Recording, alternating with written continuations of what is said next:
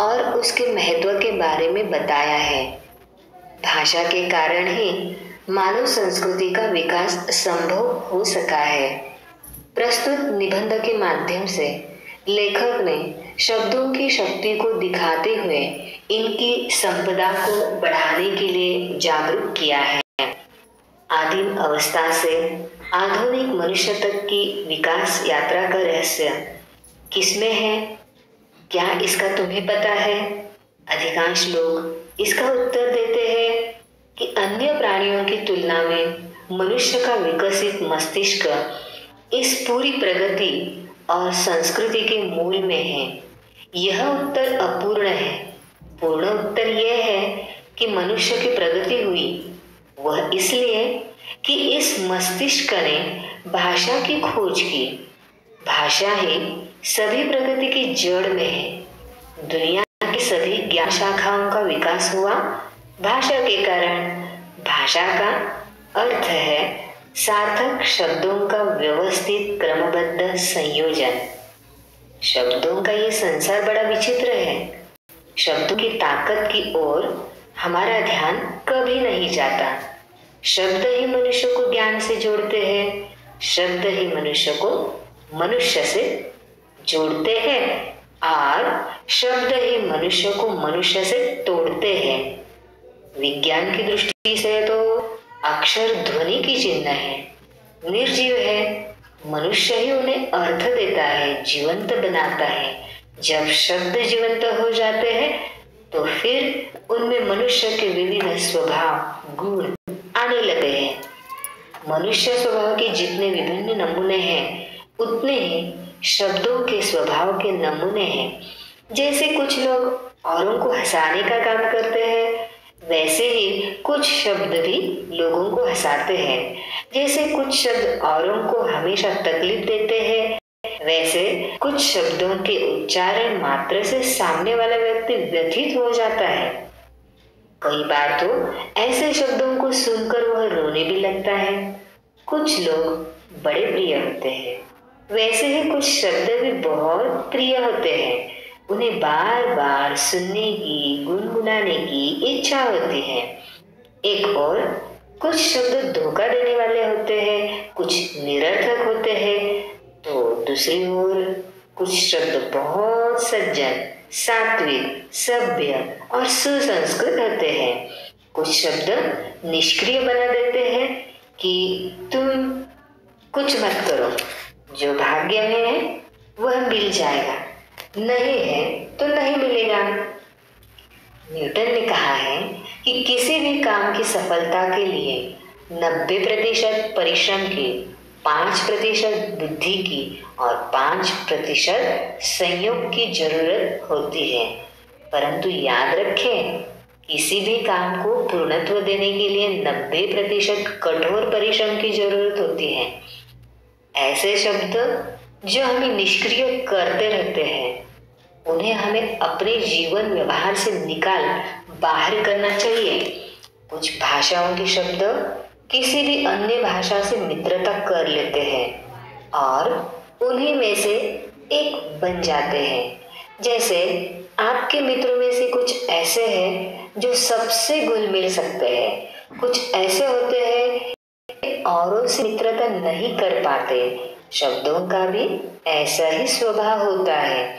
विशेषकर अंग्रेजी भाषा के कई शब्द जिस किसी प्रदेश में गए, वहां की भाषाओं में घुल मिल गए। जैसे बस, रेल, कार, रेडियो, स्टेशन आदि।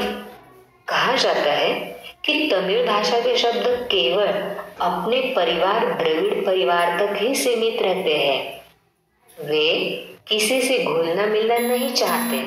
अलबत्ता हिंदी के शब्द मिलनसार है।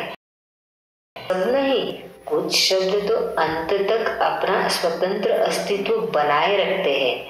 अपने मूल रूप में ही वे अन्य स्थानों पर जाते हैं। कुछ शब्द अन्य भाषा के साथ इस प्रकार जुड़ जाते हैं कि उनका स्वतंत्र रूप खत्म सा हो जाता है। हिंदी में कुछ शब्द ऐसे भी पाए जाते हैं जो दो भिन्न भाषाओं के शब्दों के मेल से बने हैं।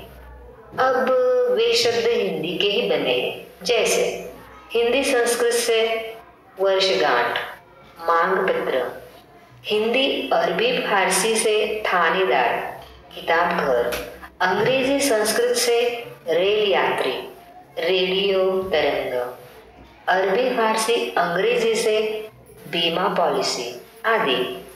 इन शब्दों से हिंदी का भी शब्द संस्कार समृद्ध हुआ है। कुछ शब्द अपनी माँ के इतने लाडले होते हैं कि वे माँ मातृभाषा को छोड़कर औरों के साथ जाते ही नहीं। कुछ शब्द बड़े बिंदास होते हैं, वे किसी भी भाषा में जाकर अपने लिए जगह बना ही लेते हैं।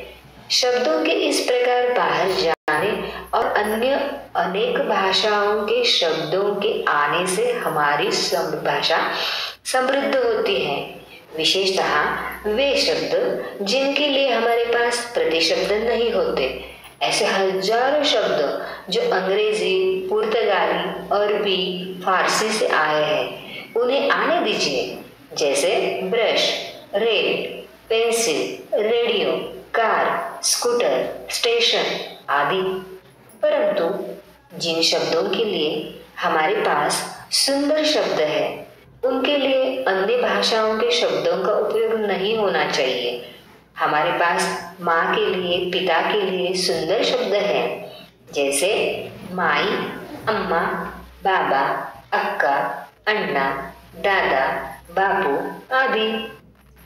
अब उन्हें छोड़ मम्मी डैडी कहना अपनी भाषा के सुंदर शब्दों को अपमानित करना है।